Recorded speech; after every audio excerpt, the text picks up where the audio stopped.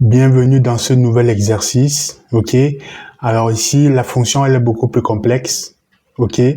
Mais pas de panique, puisque la méthode reste la même. Simplement ici, il va falloir faire appel à tout ce qu'on a appris. On a appris à travailler sur les fractions, ok? Et les racines carrées. Même si ici, la racine carrée ne va pas vraiment poser un problème, c'est surtout les opérations sur les fractions, ok? Donc, on a déjà fait ça. C'est le moment de mettre en évidence ce qu'on a appris, ok? La fonction, elle est complexe, mais c'est pas un problème. On va pouvoir trouver sa forme canonique, ok? Donc ici, on nous donne g de x qui est égal à 3 demi de x au carré plus 5x moins racine de 7. C'est parti. Comme d'habitude, on va d'abord factoriser. Rien de nouveau, ok? Donc, on prend notre 3 demi, on le met en facteur. Donc, on a x au carré. Comment on fait pour avoir 5x ici? 10, ok? Alors, qu'est-ce qu'on peut faire? 10 sur 3, ok? De x. Moins racine de 7, ok? Ça, multiplié par ça, on simplifie. Les 3, par 2, ça donne 1, par 2, ça donne 5, ça fait 5x. Ça fait x au carré, enfin 3 demi de x au carré plus 5x. 3 demi de x au carré plus 5x. Donc, ça n'a pas changé. On a simplement changé la forme. Ok, je vous rappelle, changer la forme ne veut pas dire changer la valeur. Ok, donc on doit faire en sorte que, à chaque étape, que la valeur que nous avons à l'instant t soit toujours la même que la valeur initiale. Ok, voilà. Ensuite, on va compléter le carré.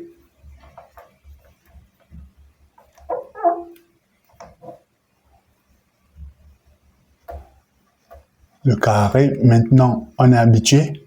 Ok. Alors, comment on complète le carré? On va prendre la moitié ici. Ok. Alors, je vais aller avec le k. Ok. Donc, on a 2k qui est égal à 10 sur 3. Ok. Pour savoir ce que je fais, allez dans la première vidéo. Pour ceux qui nous retrouvent à l'instant, allez dans la première vidéo sur cette thématique-là. Vous allez comprendre. Ou alors, allez dans le premier exercice toujours. Ok, dans le premier exercice, si vous le faites, vous allez comprendre pourquoi je prends 2k ici. Ok, voilà. Donc, on a 2k qui est égal à 10 sur 3. Donc, k est égal à 10 sur 3 multiplié par l'inverse de l'autre fraction. Ça fait, alors on simplifie ici, ouais, et ça fait 5 sur 3. Voilà. Et si je mets k au carré, ça me fait 25 sur 9. Maintenant qu'on a trouvé le coefficient qui nous manquait ici pour compléter notre forme de carré parfait ici, on va donc reprendre l'expression et compléter. Ok? Donc ça fait, on a donc g de x, ok, qui est donc égal à 3 demi au carré plus 10 sur 3x, ok. On rajoute le k qu'on a trouvé ici, plus le k au carré, pardon, pas le k au carré. Donc, plus 25 sur 9, moins 25 sur 9, moins racine de 7. Comme je l'expliquais,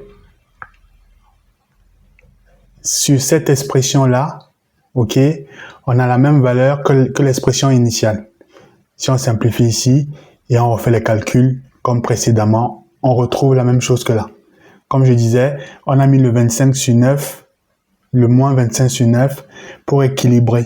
Si on l'enlève, on a changé la valeur, ce n'est plus la même chose que la valeur initiale. Et là, ça ne fonctionne plus. Ok, donc c'est important de garder l'équilibre. Et le moins 25 sur 9 nous permet de garder l'équilibre par rapport à l'expression initiale. Ok? Maintenant, on a repéré ces trois termes comme étant l'expression de la forme du carré parfait. OK? Donc, on va réécrire que c'est aussi égal à 3,5 multiplié par x, OK? Plus k. Le k, c'est 5 sur 3. 5 sur 3 au carré. Donc, ces trois-là, OK, nous donne ça. Donc, on remet le moins 25 sur 9. Moins 25 sur 9. OK?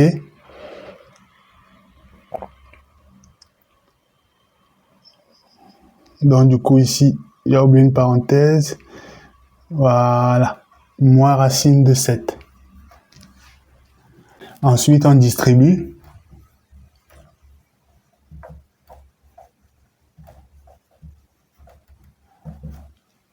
Trois demi multiplié par tout ça.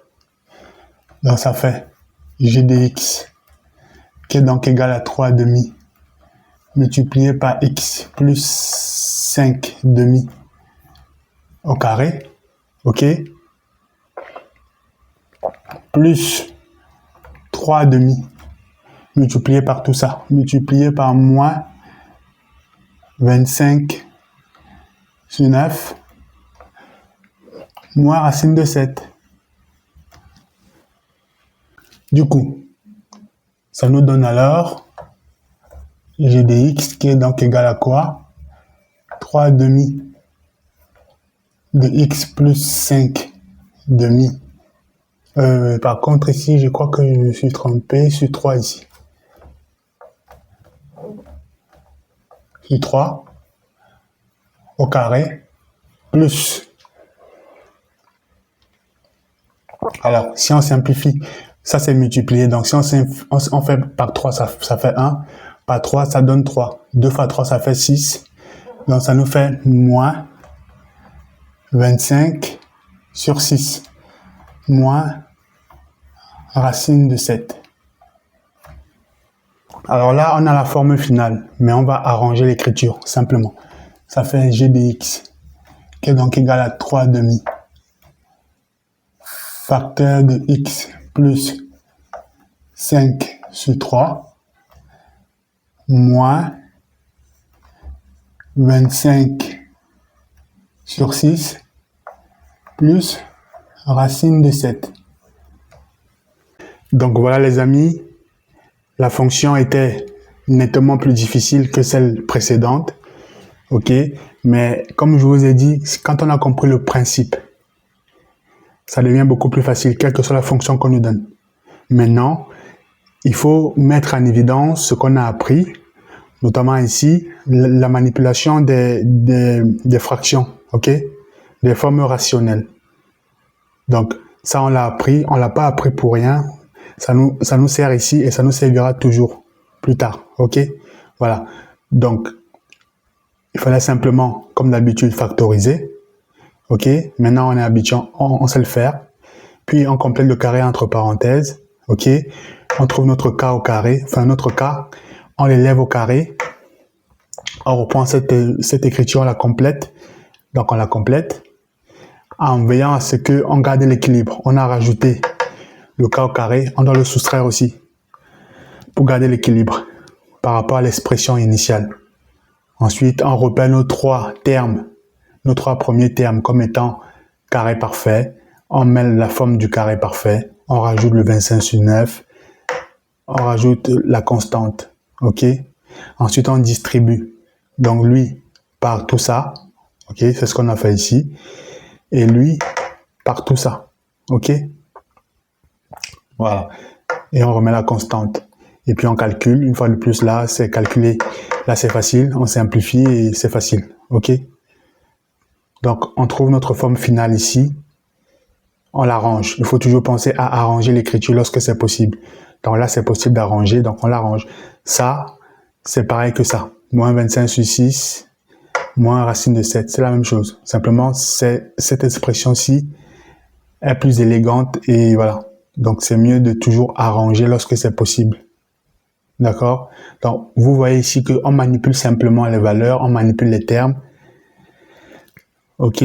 Mais en fait, à chaque étape, on a la même valeur que l'expression initiale. Mais comme on a dit, forme canonique, c'est une forme d'écriture. Ça, c'est une forme d'écriture qui est aussi égale à celle-là.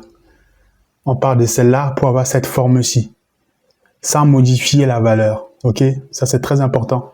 C'est pour ça qu'on doit garder l'équilibre ici avec lui, et puis le reste va tout seul. Donc, voilà ce qu'il y avait à dire dans cette vidéo. Merci de m'avoir écouté, et je vous donne rendez-vous dans la prochaine vidéo.